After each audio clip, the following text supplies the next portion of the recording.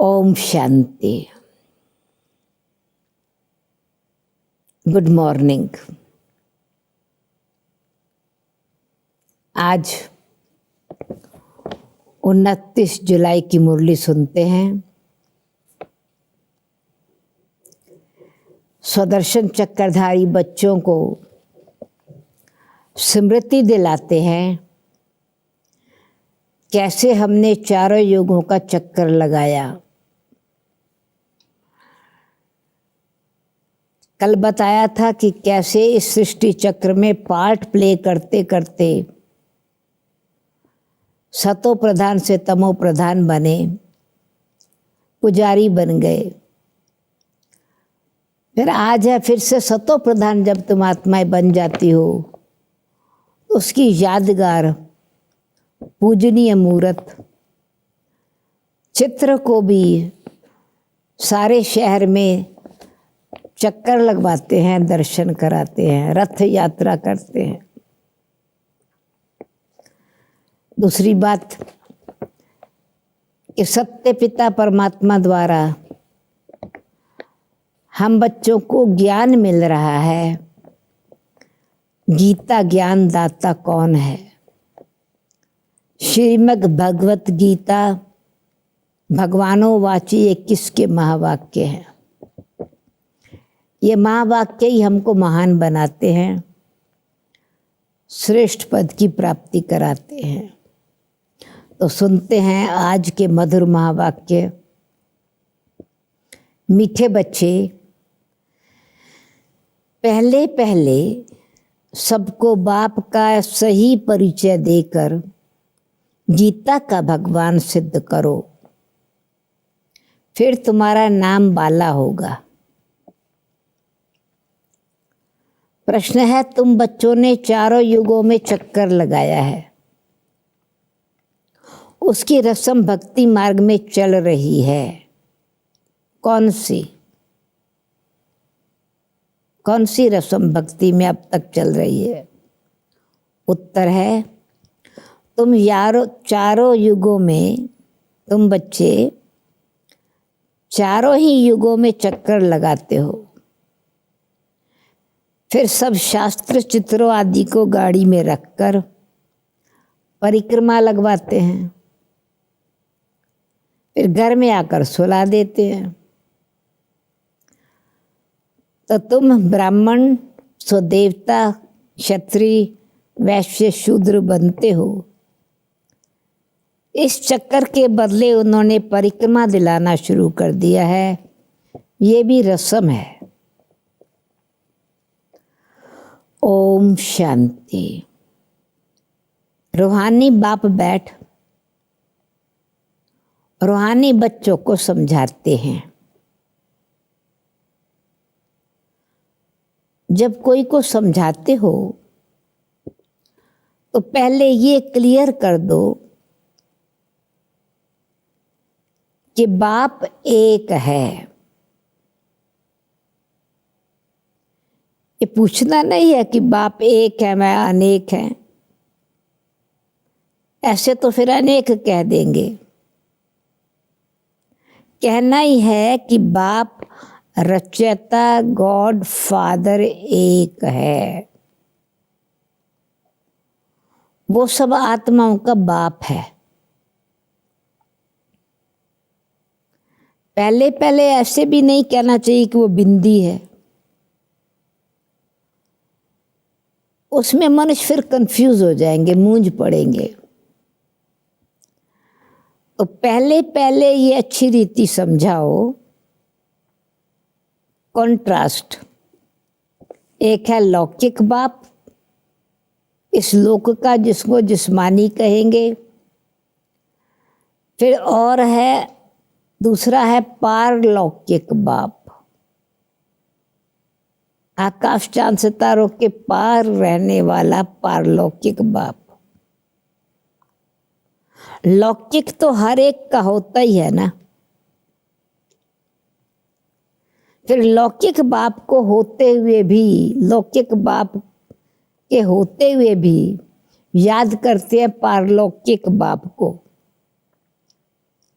कोई उनको खुदा कहता है, कोई गॉड फादर कहते हैं। है एक ही, सब एक को ही याद करते हैं, सब एक को ही याद करते हैं। तो पहले पहले ये पक्का निश्चय कराओ कि एक फादर है, गॉड फादर है, स्वर्ग की रचना करने वाला। वो यहाँ आएंगे स्वर्ग का मालिक बनाने, जिसको शिव जयंती भी कहते हैं। परमात्मा के अवतरण की यादगार शिव जयंती है। ये भी तुम बच्चे जानते हो कि स्वर्ग का रचयिता भारत में ही स्वर्ग रचते हैं। जिस स्वर्ग में देवी देवताओं का राज्य होता है, तो पहले पहले बाप का परिचय देना है। उनका नाम है शिव। गीता में भगवानों वाच्य है ना। तो पहले पहले तो ये निश्चय कराए, लिखवा लेना चाहिए, समझा के फिर आत्मा को निश्चय होवे कि गीता में है भगवानों वाच्य। मैं तुमको राजयोग सिखाता हूँ, जिसमें है जिस राजयोग से तुम राजाओं के राजा बनोगे। नर से नारायण बनाता हूँ। तो ये कौन बना सकता है? नर से नारायण या राजाओं के राजा। ये द्वापर कलयुग के राजा भी सतयुगी राजाओं की पूजा करते हैं। तो कौन बनाते हैं ऐसा? जरूर समझाना पड़े ना। फिर भगवान कौन है? भगवानों वाच्य भगवान कौन है? फिर ये भी समझाना है।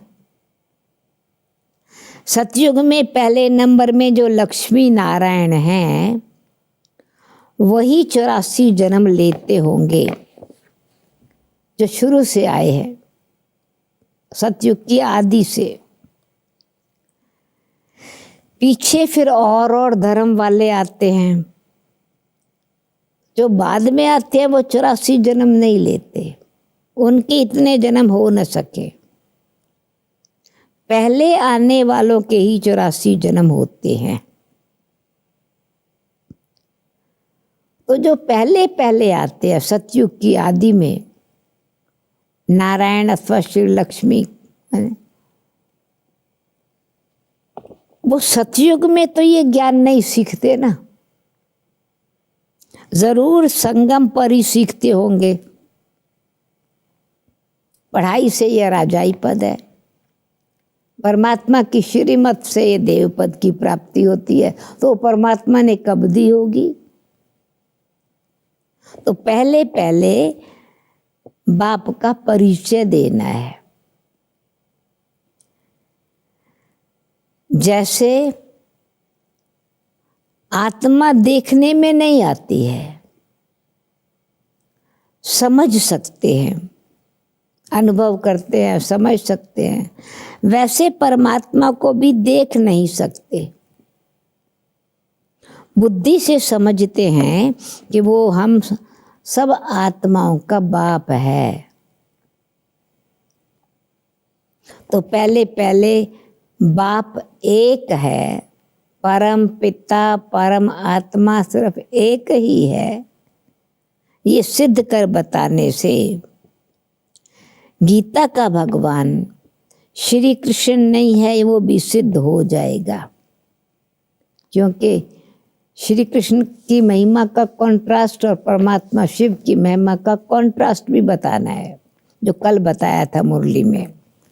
तुम बच्चों को सिद्ध कर बताना है कि एक बाप को ही ट्रुथ कहा जाता है। सत्यम शिवम सुंदरम, उनकी महिमा है ना, गॉड इज ट्रुथ। एक परमात्मा को ही ट्रुथ कहा जाता है। बाकी कर्म कांड व तीर्थ आदि की बातें ये सब भक्ति मार्ग के शास्त्रों में है।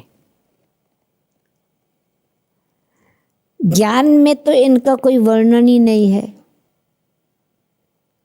जो रूहानी ज्ञान है, जो परमात्मा ज्ञान देते हैं, आध्यात्मिक ज्ञान अलग चीज है, भक्ति का ज्ञान अलग चीज है, विज्ञान का ज्ञान, पुस्तकों का ज्ञान, जिस्मानी ज्ञान अलग चीज है। यहाँ कोई शास्त्र नहीं है। बाप आकर सारा राज समझाते हैं। पहले पहले तुम बच्चे इस बात को जब मनुष्य आत्मा को समझाएंगे, यानी ये उनको समझ में आएगा जैसे कि तुमने सत्यता से जीत पाई, जीत पाएंगे कि भगवान एक निराकार है, ना कि साकार। पहले पहले ये बात सिद्ध करनी है। परम पिता परम आत्मा एक ही है, गॉड इज वन, और वो ट्रुथ है, और वो इनकॉर्पोरियल है। कॉर्पोरियल ह्यूमन बीइंग या देवता नहीं है। परम पिता परम आत्मा, वो भी आत्मा है परंतु परम है, शिव है। शिव को शंभु कहते हैं, स्वयंभू, खुद प्रकट होता है, अपना परिचय खुद देते हैं। परम पिता परमात्मा शिव भगवानो वाच्य, ज्ञान का सागर, वो बाप है सबका। श्री कृष्ण तो सबका, सब धर्म वालों का पिता तो नहीं हो सकता ना।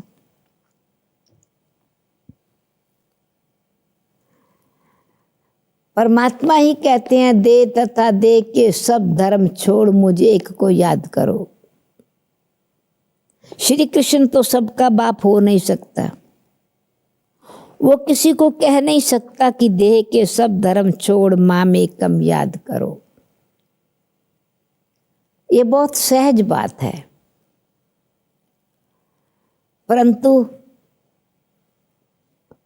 ये सिंपल बात है समझने की कि देह जिसको नहीं है वो कहते हैं दे तथा दे के धर्म को छोड़ मुझको याद करो, निराकार को याद करो। परंतु मनुष्य शास्त्र आदि पढ़कर भक्ति में पक्के हो गए हैं। वही रस्म रिवाज चलती आती है। आजकल शास्त्रों आदि को भी गाड़ी में रख करके परिक्रमा देते हैं, चित्रों की, देवताओं की मूर्ति की, ग्रंथ को भी परिक्रमा दिलाते हैं, फिर घर ले जा कर के सुलाते हैं। अभी तुम बच्चे जानते हो, हम देवता से क्षत्रिय, फिर वैश्य, फिर शूद्र बनते हैं। ये सृष्टि चक्र में स्टेजेस से गुजरते हैं, चक्कर लगाते हैं। फिर चक्कर के बदले वो फिर परिक्रमा दिलाकर घर में जा कर के रखते हैं चित्रों को, ग्रंथ साहब को। उनों का एक मुकर्रर दिन होता है, रथ यात्रा का भी मुकर्रर दिन होता है, परिक्रमा का भी विशेष दिन होता है, जब परिक्रमा दिलाते हैं। तो पहले पहले ये सिद्ध करके बताना है कि श्री कृष्ण भगवानो वाच्य नहीं, परंतु शिव भगवानो वाच्य है। शिव ही पुनर्जन्म रहित है, पर वो आते जरूर हैं। उनका दिव्य जन्म है, वह स्वयं भूमि पर प्रकट होते हैं, रथ शरीर का आधार लेते हैं, जिसको अवतरण अथवा दिव्य अलौकिक जन्म कहा जाता है। प्रवेश करता है, पर काया प्रवेश करते हैं, उसी को ही दिव्य जन्म, अवतरण अथवा अलौकिक जन्म कहते हैं। भागीरथ पर आकर सवार होते हैं। भाग्यशाली रथ है जिसमें प्रवेश करते हैं।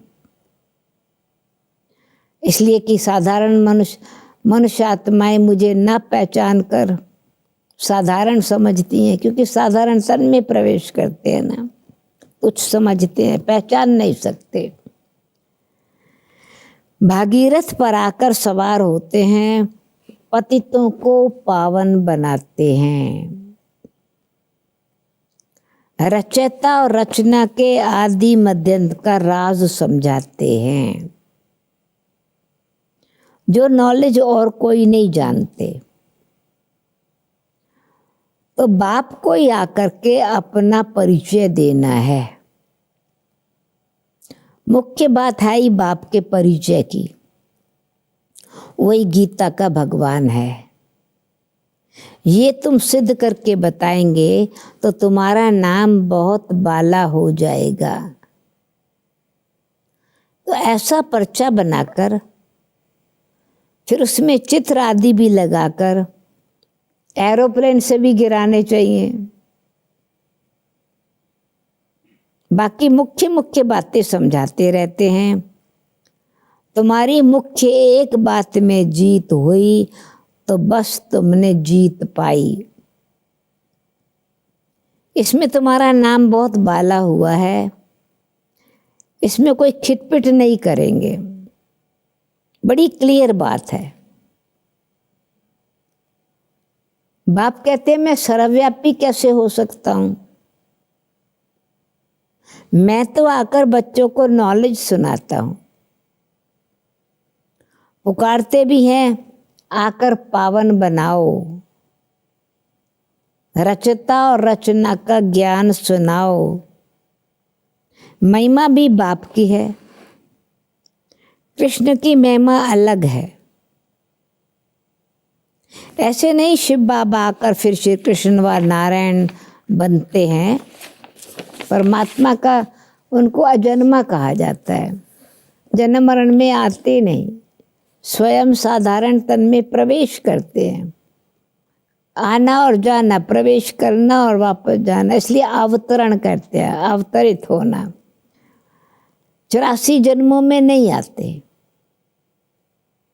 तुम्हारी बुद्धि वे सारी ये बातें, तुम्हारी बुद्धि ये बातें समझने में और समझाने में लगी रहनी चाहिए। मुख्य है ही गीता, भगवानों वाच्य है, तो जरूर भगवान का मुख चाहिए ना। भगवान तो निराकार हैं, भगवानों वाच्य है। वचन उच्चारे तो बोलने के लिए मुख चाहिए। आत्मा मुख बगैर बोले कैसे? वचन उच्चारने के लिए मुख चाहिए ना। और देहधारियों को सुनाना है, कानों से सुनने वालों को सुनाना है, तो जरूर आप भगवानों वाच वचन उच्चारेंगे ना। इसलिए क्योंकि मुख से साधारण मनुष्यों को सुनाना है, तो कहते हैं मैं साधारण तन का आधार लेता हूँ। कहते हैं मैं साधारण तन का आधार लेता हूँ, जिसमें गीता में है आवो जानन्ति माम मूढ़ा मानसिम तन अश्रुतम। मूढ़मति मानव मुझे नहीं पहचानते, जबकि मैं साधारण तन का आधार लेता हूँ, तो मुझे साधारण अथवा तुच्छ समझकर गालियां देते हैं। जो पहले पहले लक्ष्मी नारायण बनते हैं, फिर किस तन में आता हूँ? साधारण तन में आता हूँ। पर वो साधारण तन कौन सी आत्मा है जिसके 84 जन्म के अंत में आता हूँ? तो उनके फर्स्ट जन्म, आदि के जन्म का नाम नारायण है। सतयुग में पहला पहला जन्म, वो वैकुंठनाथ सत्यनारायण। तब कहते हैं कि मैं साधारण, वो ही नारायण जब कलयुग के अंत में नर बन जाते हैं, साधारण बन जाते हैं सृष्टि चक्र में आते हुए, तो उनके पास सारे चक्र के ज्ञान के संस्कार हैं, अनुभव है। उस आत्मा में जब वो साधारण तन में लास्ट जन्म में है तो परमात्मा शिव उनमें प्रवेश करते हैं और प्रवेश करके फिर लक्ष्य देते हैं, तुमको फिर से नारायण बनना है, मनुष्य से देवता बनना है। तो जो पहले पहले लक्ष्मी नारायण बनते हैं वही 84 जन्म लेते पिछाड़ी में आते हैं, उस आत्मा के नारायण के तन में ही आते हैं। इसका मतलब श्री कृष्ण के बहुत जन्मों के अंत में आते हैं। तो श्री नारायण ही बचपन में श्री कृष्ण है, इसलिए नारायण का जन्मदिन नहीं मनाते, श्री कृष्ण का जन्मदिन मनाते हैं और कहते हैं श्री कृष्ण गोविंद हरे मुरारी, हे नाथ नारायण वासुदेव। बचपन में उनका नाम श्री कृष्ण है, बड़े होने पर स्वयंवर के बाद नाम नारायण पड़ता है। और वो सतयुग की आदि में सत्यनारायण, वैकुंठ के मालिक, वही आत्मा फिर नारायण से सतयुग से चलती कलयुग के अंत में 84 जन्म में नर बन जाती और उनके तन में परमात्मा प्रवेश होकर के सृष्टि के आदि मध्यंत का ज्ञान देते। उस भागीरथ को, भाग्यशाली रथ को अथवा अर्जुन के रथ में परमात्मा प्रवेश होकर के जो ज्ञान देते हैं और विकारों पर विजय प्राप्त कराते हैं, उस ज्ञान को पुस्तक के रूप में श्रीमद् भगवत गीता कहा गया है। तो बाप कहते हैं मैं श्री लक्ष्मी नारायण, वही आत्मा जो 84 जन्म लेते लेते पिछाड़ी में आते हैं, उसके ही तन में आते हैं, या कहेंगे श्री कृष्ण के बहुत जन्मों के अंत में आते हैं। तो ये 3 जीवन कहानियां मिक्स हो गई हैं। परमपिता परमात्मा गीता ज्ञान दाता है, आते हैं साधारण तन में। वो साधारण तन रथ, शरीर रथ है, भगवान उस रथ का सारथी बनते हैं, अर्जुन के सारथी। वो जो आर्य जन, सतयुग की आदि वाली आत्मा, श्रेष्ठ जन, उस तन में परमात्मा वो कलयुग के अंत में जब वो साधारण है, उस आर्य जन अथवा अर्जुन के शरीर की रूपी रथ में परमात्मा साथ में बैठते। शरीर रूपी रथ में आत्मा रथी है अर्जुन। शरीर को रथ कहते हैं, आत्मा को रथी कहते हैं।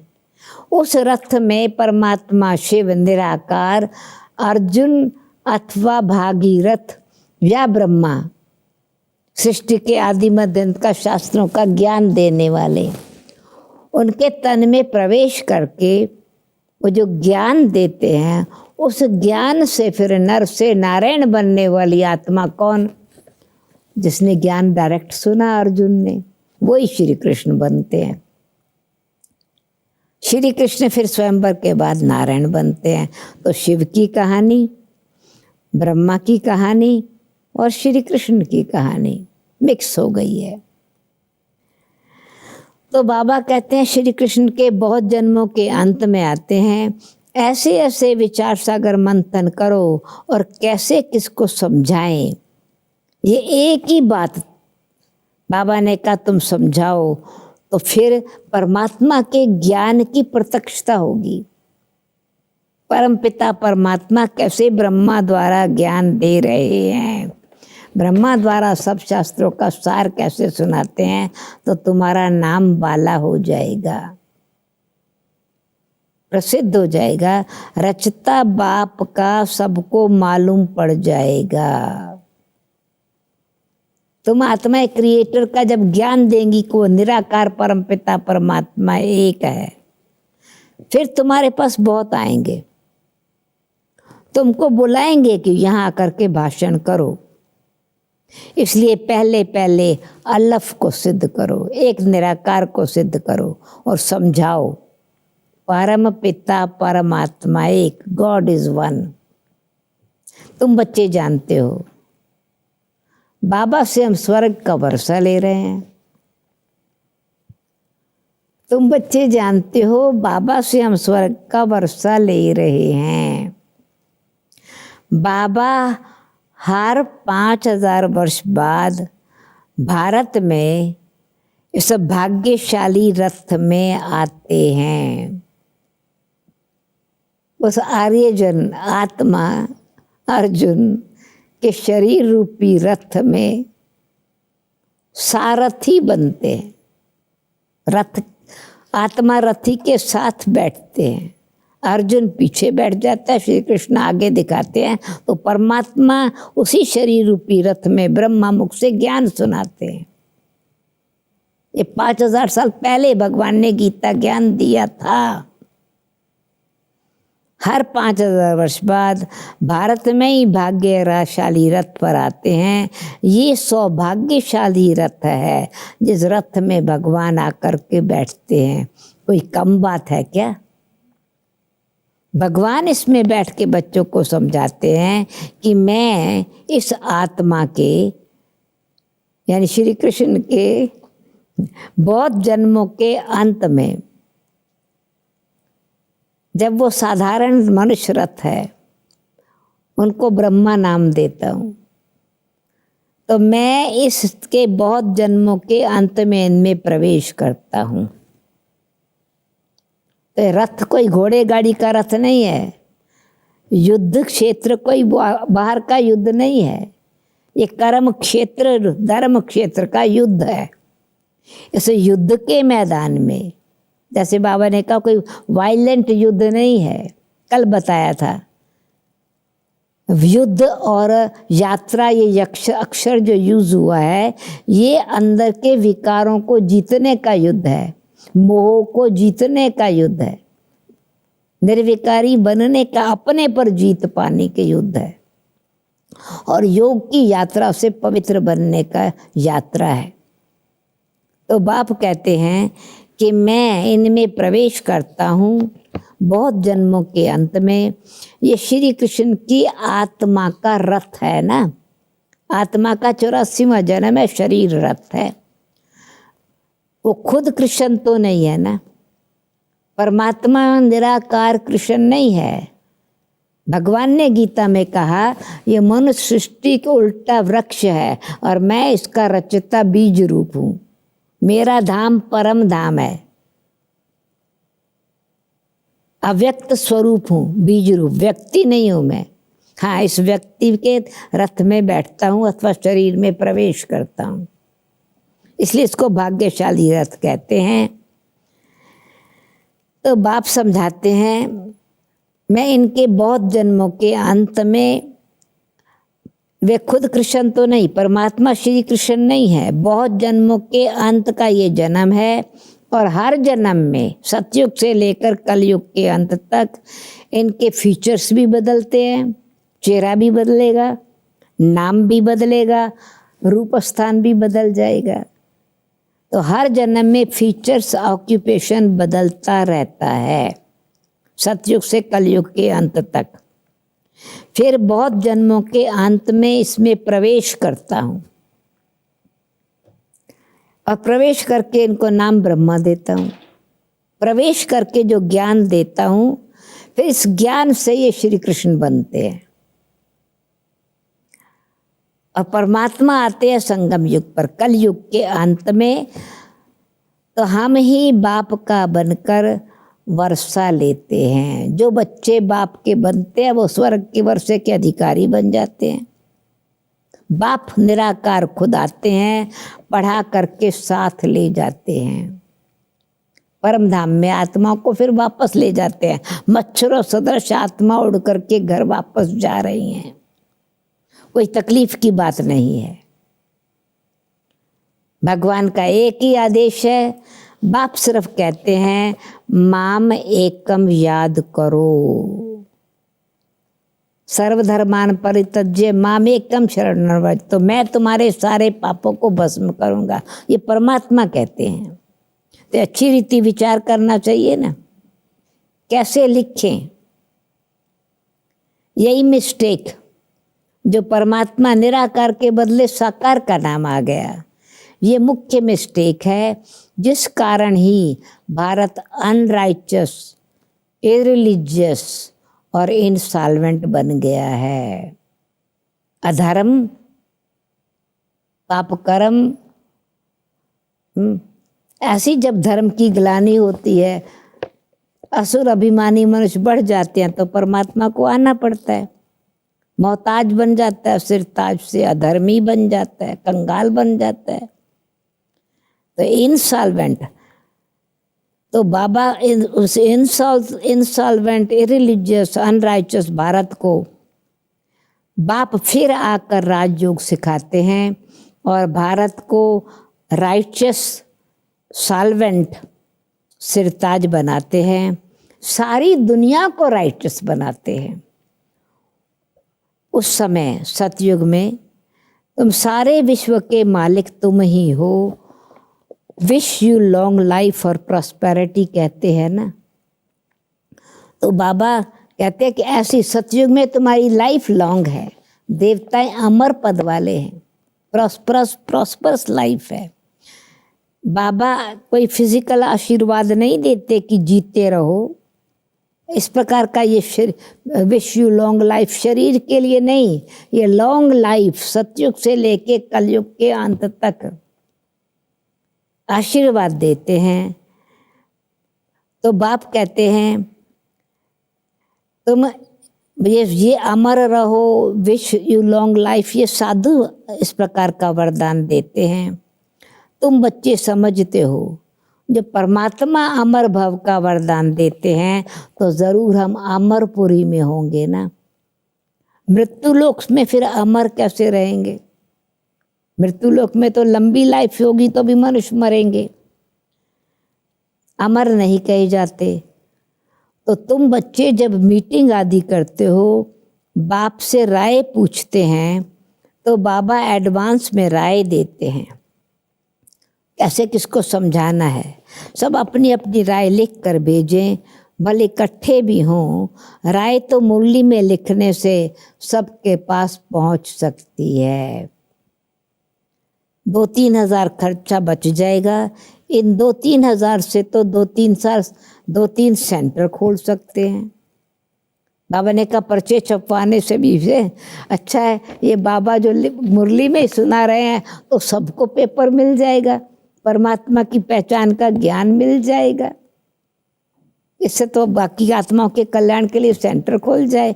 उस समय तो 1,000 में सेंटर खुल जाता था ना, तो 2-3 हज़ार खर्चा बच जाए। इन 2-3 हज़ार से तो 2-3 सेंटर खुल सकते हैं।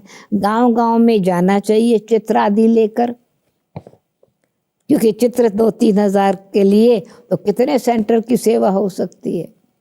अच्छा, कई बच्चे पूछते सूक्ष्म वतन क्या है, कैसे वहाँ जाना होता है। तो बाबा कहते हैं तुम बच्चों को जास्ती इंटरेस्ट सूक्ष्म वतन की बातों में नहीं होना चाहिए। ब्रह्मा विष्णु शंकर आदि के चित्र हैं तो थोड़ा इस पर समझाया जाता है। इनों का बीच में सिर्फ संगम पर थोड़ा पार्ट है।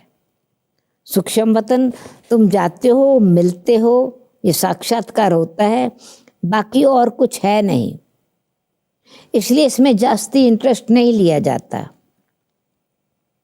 अच्छा, फिर बाबा कहते हैं यहाँ भी आत्मा को बुलाया जाता है, उनको दिखाते हैं कैसे आत्मा बाद में रियलाइज करती है, पश्चाताप करती है। कोई आकर के रोते भी हैं और कोई प्रेम से भी मिलते हैं, वो पास जन्म की याद पहचान दिला देती है। कोई दुख के भी आंसू बहाते हैं। ये सब ड्रामा में पार्ट है। जिसको चिट चैट कहा जाता है। वो लोग तो ब्राह्मण में कोई की आत्मा को बुलाते हैं, फिर उनको कपड़ा आदि पहनाएंगे, फिर उनको समझे देंगे, कपड़ा दान में देंगे कि उस आत्मा को के लिए हम कपड़ा देते हैं। अब वो शरीर तो खत्म हो गया, बाकी पहनेंगे कौन? वो जो कपड़ा दिया, जूता दान किया, वो तो ब्राह्मण को दिया ना, उस आत्मा के पास तो नहीं जाएगा ना। तुम्हारे पास ये रस्म नहीं है। ये तो ईश्वरीय सेवार्थ, यज्ञ सेवार्थ तुम जो करते हो उसमें अनेक आत्माओं का कल्याण होता है। उन आत्मा के पास तो तुम्हारी भावना, प्रेम और श्रद्धा के फूल पहुँचेंगे। बाकी जो कुछ करते हो वो ईश्वरीय सेवार्थ करो, ये बाबा का भाव है। रोने आदि की भी बात नहीं है। तो ऊंच से ऊंच बनना है, वो कैसे बने? तो बाबा कहते हैं जरूर ये बीच में संगम युग है। ये श्री लक्ष्मी नारायण इतने ऊंचे कैसे बने?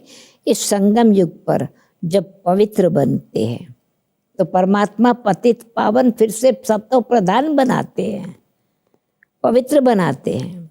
अब तुम पवित्र बनते हो संगम युग पर। तुम एक बात सिद्ध करेंगे तो कहेंगे तो बिल्कुल ठीक बताते हैं। भगवान कभी झूठ थोड़ी बता सकता है, भगवान वाच्य है ना। तो भगवान तो जरूर सृष्टि के आदि मध्य का ज्ञान देंगे तो सत्य बात ही बताएंगे ना। इसलिए कलयुग के अंत में भगवान ने ज्ञान दिया, अधर्म विनाश हुए, सत धर्म की स्थापना हुई। द्वापर में नहीं दिया था ज्ञान, कलयुग के अंत में संगम युग पर दिया था। अगर द्वापर में दिया होता तो कलयुग स्थापन किया क्या?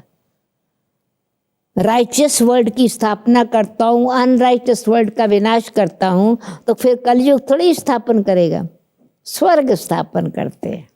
इसलिए कलयुग के अंत में दिया था, वो 5000 वर्ष पहले। तो तुम्हें एक बात सिद्ध करेंगे, भगवान कभी झूठ थोड़ी बता सकते हैं। फिर बहुतों का प्यार भी होगा, सत्य बात सुनेंगे तो प्यार भी होगा और बहुत आएंगे। समय पर सब पॉइंट्स भी मिलती रहती है। अंत में क्या होगा, पिछाड़ी में क्या क्या होना है वो भी देखेंगे। ये बाबा अभी ज्ञान समझा के आत्मा को लायक बना रहे हैं। फिर लास्ट का सीन कैसे होगा कलयुगी अंत का, जिसको महाभारी महाभारत विनाश कहते हैं। पिछाड़ी में क्या क्या होना है वो भी देखेंगे। महाभारी महाभारत विनाश कैसे होता है, वो पिछाड़ी का सीन होगा। लड़ाई लगेगी, बम्स छूटेंगे। पहले मौत उस तरफ है, यानी 3 तरह से विनाश होता है: civil war, atomic energy, natural calamities. यहाँ तो रक्त की नदियाँ बहनी है। एक सिविल वार यहाँ भारत में होती है, रक्त की नदियाँ बहती है। सिविल वार में तो खून ही खून है ना सब जगह। फिर घी दूध की नदी। पर पहले ये विनाश का धुआं विलायत से निकलेगा। डर भी वहाँ है, आग वहाँ से शुरू होगी, धुआं वहाँ से निकलेगा, मतलब ये चिंगारी वहाँ से निकलती है। पहले पहले धुआं विलायत से निकलेगा। डर भी वहाँ है। कितने बड़े बॉम्ब्स बनाते हैं, बड़े बड़े बॉम्ब्स, क्या क्या उसमें डालते हैं, यानी जो पॉइजन डालते हैं, जहरीली गैस। तो वो फाइनल ये कि वो जहरीली गैस से मनुष्य आत्मा सांस लेते शरीर छोड़ देंगी। वो पिछले हिरोशिमा नागासाकी वाले बम नहीं, अभी ये रिफाइंड बम्स होंगे। एकदम शहर को खलास कर देते हैं। क्या क्या डालते हैं ये भी बताना है। किससे स्वर्ग की राजाई स्थापन होती है, किसने स्वर्ग की राजाई स्थापन की और कौन विनाश करता है। हेमनली गॉडफादर संगम पर आते हैं, कलयुग के अंत और सतयुग की आदि में आते हैं, द्वापर में नहीं। हेमनली गॉडफादर जरूर संगम पर आते हैं। अब संगम युग चल रहा है, तुम जानते हो अभी संगम है। कलयुग का अंत और सतयुग की आदि का समय है। तो तुमको मुख्य बात समझाई जाती है। अंत में यही है, माम एकम याद करो। बस बाप को याद करो, मुझे एक की याद करो, बाप को याद करो, जिससे तुम्हारे पाप कटेंगे। भगवान अब आया था, जब आया था 5000 साल पहले, तब भी यही कहा था, माम एकम, मुझे एक को याद करो, मन मना भव और माम एकम, मन मेरे में लगाओ, मुझे एक को याद करो तो तुम सतो प्रधान बन जाएंगे, मुक्ति धाम में जाएंगे। तो एक कलयुग के अंत का भी समय है, वापस मुक्ति धाम जाना है, फिर पहले से चक्कर रिपीट होगा, फिर सतयुगी दुनिया। तो आदि ये सृष्टि चक्र का ज्ञान बाबा समझा रहे हैं। फिर सृष्टि चक्र रिपीट होगा, पहले डिएटिज्म, देवता धर्म, फिर से इस्लामिज्म, फिर बुद्धिज्म, ऐसे धीरे धीरे और धर्म आते हैं। तो तुम स्टूडेंट्स की बुद्धि में ये सारी नॉलेज होनी चाहिए। खुशी रहती है ना, हम कितनी कमाई करते हैं, ये अमर कथा हमको बाबा सुनाते हैं। तुमने उन फिर अनेक नाम, भगवान ने जो ज्ञान सुनाया, तो सत्यनारायण की कथा, अमर कथा, तीसरा नेत्र खुलने की कथा, अनेक नाम रख दिए हैं। मुख्य पहले डिएटिज्म है, देवता धर्म है, फिर उसकी वृद्धि होते होते झाड़ बढ़ता जाता है और अनेक धर्म, अनेक मतें हो जाती हैं। ये मनुष्य सृष्टि रूपी वृक्ष फिर अनेक धर्म वाला हो जाता है। तो ये एक धर्म फिर से, अनेक धर्म विनाश होते हैं, एक धर्म की स्थापना होती है। तो एक धर्म श्रीमत से स्थापन होता है, द्वैत की बात नहीं है। ये रूहानी नॉलेज कौन सुना रहा है? ये रूहानी नॉलेज रूहानी बाप बैठ समझाते हैं। तो तुम बच्चों को खुशी में रहना चाहिए ना, भगवान हमको ये ज्ञान दे रहे हैं। तुम जानते हो हमको भगवान पढ़ाते हैं। हम ये जो बात कह रहे हैं भगवान हमको पढ़ाते हैं, तो बाबा कहते हैं तुम अनुभव से कहते हो, अहंकार नहीं है, अनुभव से कहते हैं। शुद्ध अहंकार रहना चाहिए। हमको भगवान पढ़ा रहे हैं, हमको रूहानी नशा है, शुद्ध अहंकार है, हमको भगवान पढ़ा रहे हैं। और क्या चाहिए? भगवान खुद आके पढ़ावे, इससे ज़्यादा खुशी की और कोई बात है क्या? डायरेक्ट भगवान के महावाक्य की गीता सुन रहे हैं। जबकि हम इस गीता ज्ञान द्वारा, भगवान के ज्ञान द्वारा दिया हुआ ज्ञान डायरेक्ट, जबकि हम विश्व के मालिक बनते हैं, तो खुशी क्यों नहीं रहती?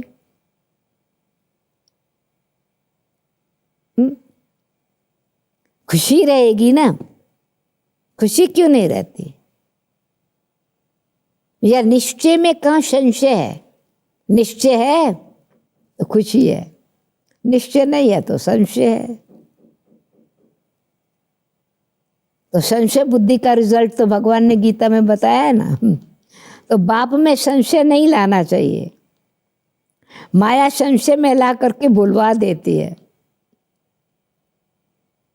निश्चय बुद्धि विजयंती, प्रभु प्रीत बुद्धि विजयंती, संशय बुद्धि विनश्यंती। ये भी बिल्कुल स्पष्ट है गीता में।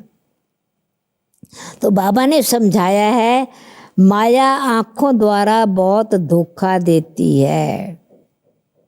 अच्छी चीज देखेंगे, अभी पर्सनल धारणा समझा, बाबा ने समझाया है आंखें बहुत धोखा देती हैं। अच्छी चीज देखेंगे तो बित बित करेगी, दिल होगी मैं खा लूं। और आंखों से देखते हैं तो क्रोध भी आता है मारने के लिए। दृष्टि गंदी होती है आंखों से, चीज देखी, लोभ भी आंखों द्वारा आया, क्रोध भी आंखों द्वारा हुआ। देखे नहीं तो मारे कैसे? तो आंखों से देखते हैं, तब लोभ या मोह पैदा होता है। इसलिए कर्म इंद्रिय जीत बनना है। तो बाबा कह रहे हैं तुम विकर्माजीत कर्माजीत कर्म इंद्रियाजीत बनते हो ना, तो इसलिए बाबा याद करा रहे हैं मुख्य धोखा देने वाली आंखें हैं, इन पर पूरी नजर रखनी चाहिए।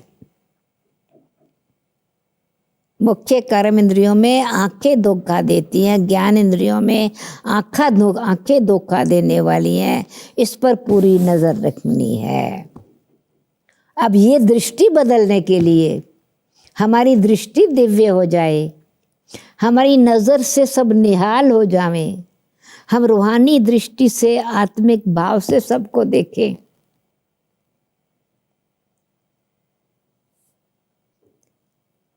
तो बाबा फिर आत्माओं को ज्ञान देते हैं, तीसरा नेत्र खोलते हैं। आत्मा को ज्ञान मिलता है तो फिर क्रिमिनल पना छूट जाता है। ये तीसरा नेत्र मिला, ज्ञान की नेत्र खुला तो क्रिमिनल आइज चेंज हो जाती है, सिविल आइज बन जाती हैं, क्रिमिनल पना छूट जाता है। ऐसे नहीं कि आंखें निकाल देनी है, कोई अंधा बनाने की बात नहीं, पर विकारों को छोड़ना है। ज्ञान मिलता है तो क्रिमिनल पना छूट जाता है। ऐसे भी नहीं आंखों को निकाल देना है, नहीं, तुम्हें तो क्रिमिनल आई को सिविल आई बनाना है, दिव्य दृष्टि बनानी है, पवित्र दृष्टि बनानी है, दृष्टि को सभ्य बनाना है, शुद्ध बनाना है, उसको कहते हैं सिविलाइज। अच्छा, ऐसी दृष्टि बाबा देते हैं, जो दृष्टि दिव्य होने से हर चीज आत्मिक दृष्टि से देखते हैं, तो नजर से निहाल परमात्मा कर देते हैं ना। अच्छा, मीठे मीठे सिकील दे बच्चों प्रति माता पिता बाप दादा का याद प्यार और गुड मॉर्निंग। रूहानी बाप की रूहानी बच्चों को नमस्ते। हम रूहानी बच्चों की रूहानी बाप दादा को याद प्यार गुड मॉर्निंग और नमस्ते नमस्ते। धारणा के लिए मुख्य सार,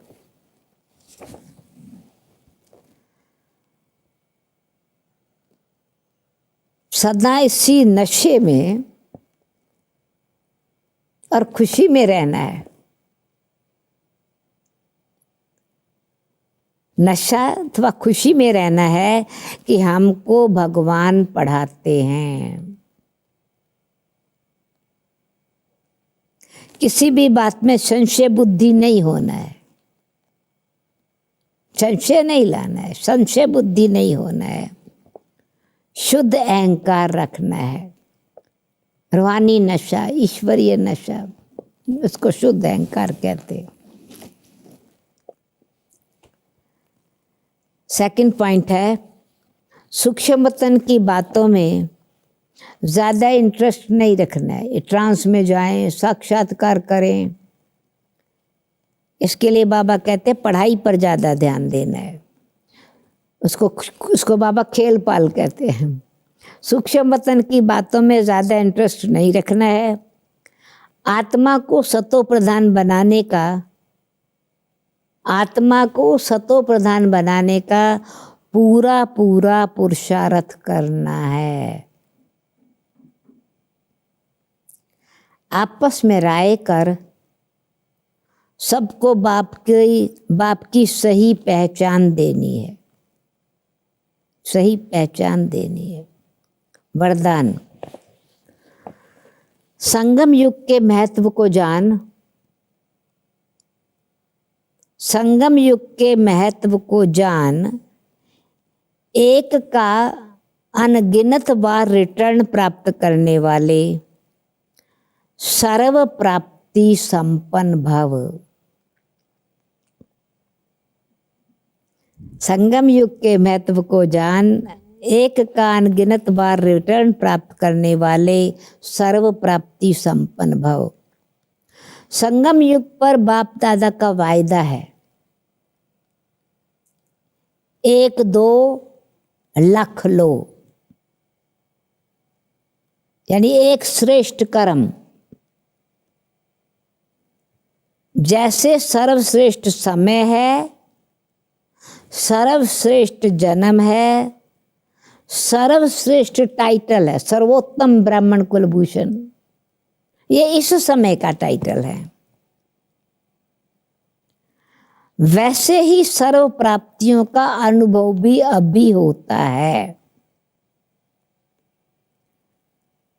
अभी एक का सिर्फ लाख गुना नहीं, ऐसे नहीं कि एक गुना का 1 का लाख गुना मिलता है, लेकिन जब चाहो, जहां चाहो, जो चाहो, बाप सर्वेंट के रूप में बांधे हुए हैं।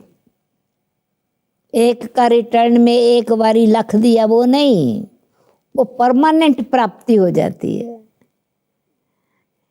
अनेक बार की प्राप्ति हो जाती है।